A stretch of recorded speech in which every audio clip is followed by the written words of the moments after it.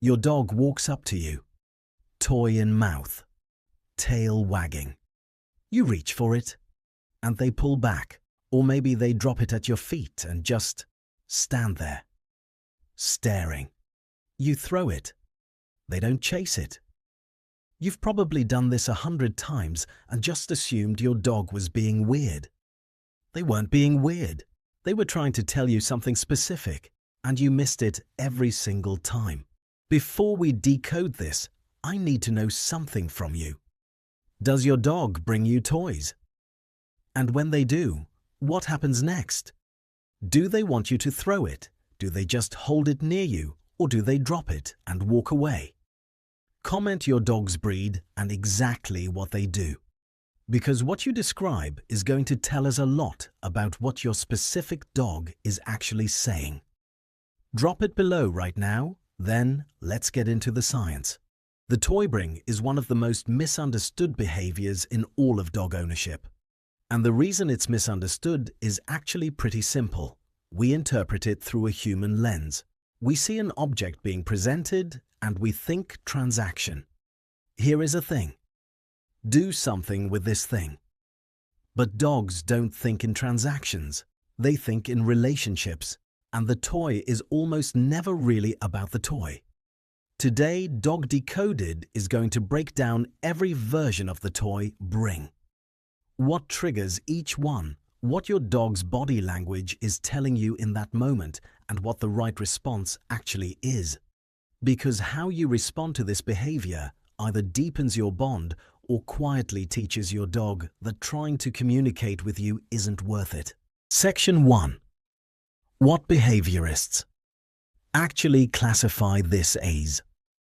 Let's start with the science, because this is where it gets genuinely interesting. Most people classify the toy bring as play solicitation, and sometimes it is.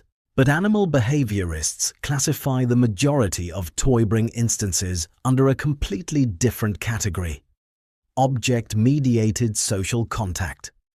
What does that mean in plain language? The toy is a social tool, a conversation opener, not a request for a specific activity, but a bid for connection. Your dog has learned through thousands of years of co-evolution with humans that objects have social value to people. They've watched you interact with objects constantly.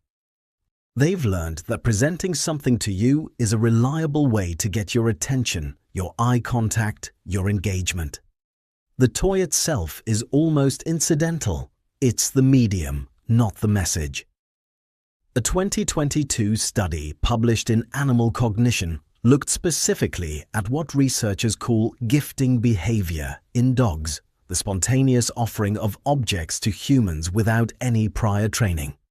What they found was that the behavior was most strongly associated with reunion moments, when the owner came home, and with elevated positive emotional states in the dog. The dogs that brought objects most frequently were also the dogs that showed the highest indicators of excitement and positive arousal. The object wasn't a request, it was an expression. Think about that for a second. Your dog brings you a toy, not because they want something from you, but because they feel something, and the toy is the only physical way they know how to show it. Section 2. The greeting gift. What's happening at the front door? The most common and most emotionally loaded version of the toy bring happens the moment you walk through your front door. Your dog has been waiting, for hours in some cases. Their stress hormones have been elevated. Their nervous system has been in a low-grade state of alertness the entire time you've been gone. And then you walk in and something neurochemical happens almost instantly. Oxytocin floods their system. Cortisol drops. Their emotional state spikes from waiting stress to reunion joy in a matter of seconds.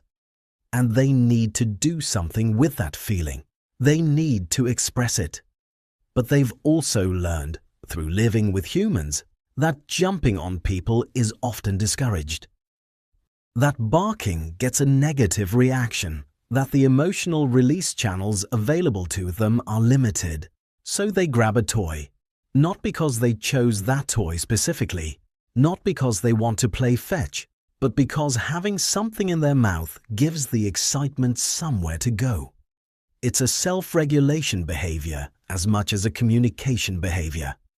The toy absorbs some of the emotional intensity so they can actually greet you without completely losing control. This is why dogs who bring toys at greetings are almost never the dogs with severe anxiety. It's actually an indicator of emotional regulation capacity. They've found a healthy outlet for a feeling that would otherwise have nowhere to go. Section 3. The quiet bring. The one most owners completely miss. Now here's the version of this behavior that almost nobody talks about, and it's the one I want you to pay the most attention to.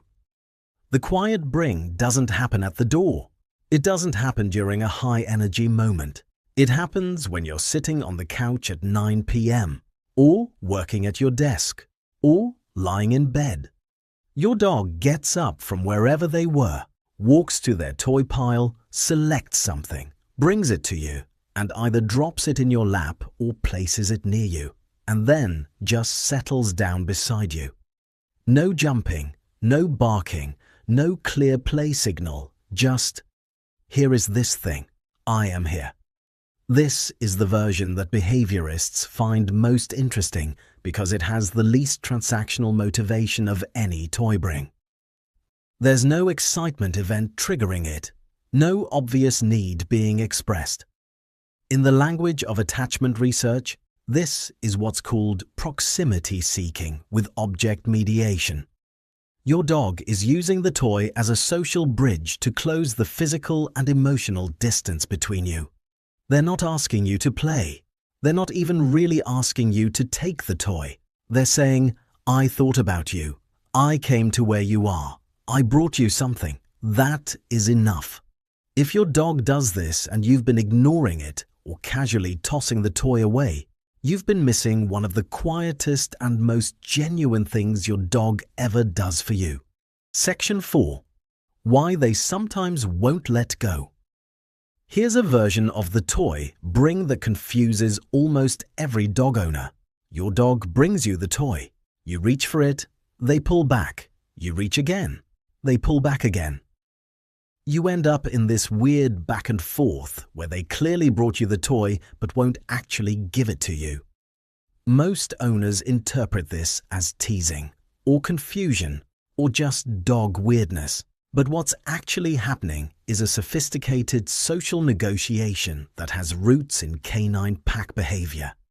When your dog brings you a toy and then engages in keep away, they're not being contradictory.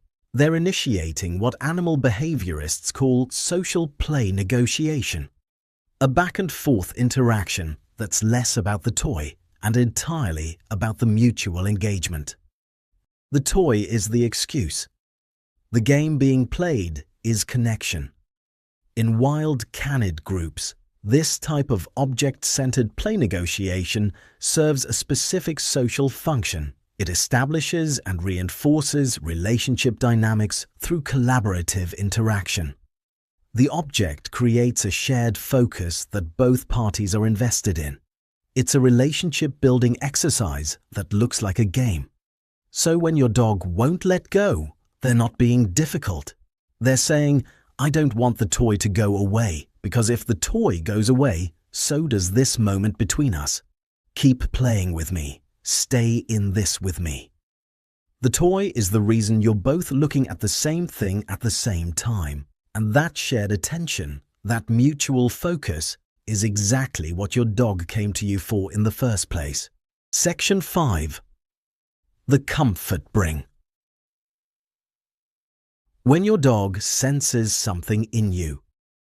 This is the version that stops people cold when they first understand it. You're having a hard day. You haven't said anything. You're just sitting there, quieter than usual, or maybe you've been crying, or maybe you're just carrying something heavy and it shows in the way you're holding yourself. And your dog gets up, goes and gets a toy, and brings it to you. Not a greeting, not a play request. Just here. A 2022 study from the University of London found that dogs are significantly more likely to push through barriers to reach their owners when those owners are crying versus when they're humming or speaking normally. The dogs weren't just responding to sound, they were responding to emotional state. And they were motivated to act by it.